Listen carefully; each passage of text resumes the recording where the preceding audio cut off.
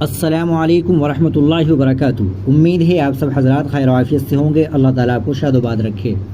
ناظرین کرام، جمعیت علماء ہند کے صدر مولانا محمود اسعد مدنی نے بلڈوزر ایکشن پر اڈیشہ ہائی کورٹ کے حالیہ فیصلے اور اقوام متحدہ کے ماہرین انسانی حقوق کی طرف سے ظاہر کی گئی تشویش کا حوالہ دیتے ہوئے کہا کہ ملک میں گھروں اور املاک کے جباری انہدام کا بڑھتا ہوا رجحان ہندوستان کی آئینی و جمہوری شبیہ عالمی سطح پر سنگین نقصان پہنچا رہا ہے۔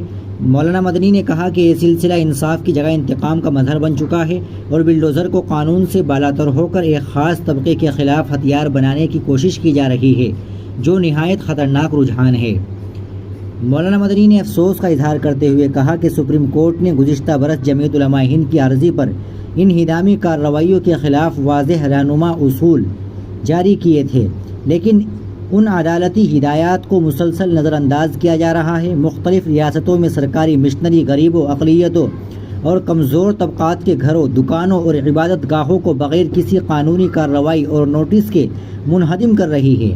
ایک رپورٹ کے مطابق صرف اپریل اور مئی سن 2025 میں 10,000 سے زائد مکانات، دکانیں اور مساجد بلڈوزر کیے گئے، جس کے نتیجے میں ہزاروں افراد بے گھر ہو کر کھلے آسمان کے نیچے زندگی گزارنے پر مجبور ہے۔ مولانا مدنی نے اڈیشہ ہائی کورٹ کے حالیہ فیصلے کو انصاف کی بحالی کی جانب ایک امید افزا قدم قرار دیا، جس میں عدالت نے بلڈوزر جسٹس کو غیر قانونی قرار دیتے ہوئے متاثرہ فریق کو 10 لاکھ روپے کا معاوضہ دینے کا حکم دیا، جس میں سے 2 لاکھ روپے متعلقہ تحصیلدار کی تنخواہ سے قسطوں میں وصول کیے جائیں گے۔ مولانا مدنی نے امید ظاہر کی کہ یہ فیصلہ نظیر بنے گا۔